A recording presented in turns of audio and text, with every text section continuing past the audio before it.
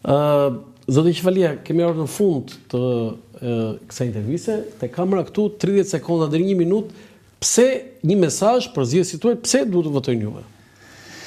Atëherë, duke votuar Xhemal Qefalin, keni votuar njërin për jush, njërin prej atyre që nuk ka mbyll asnjëherë telefonin, nuk ka mbyll asnjëherë veshët, i cili nuk e ka zhvilluar punën e tij vetëm në fushat elektorale, por ka pasur fushat gjatë gjithë mandatit të tij. Keni votuar njërin prej njerëzve tuaj i cili vazhdimisht ka replikuar, ka ngritur zërin parlament, ka përmendur me emra banor, ka përmendur me emra probleme, ka përmendur me emra zona, madje në disa raste dhe açaruar me drejtues ministra, zëvendës ministra, pse jo në disa raste dhe kanë bërë problem deri te kryeministri. Kështu që vota juaj nuk do të shkojë dëm.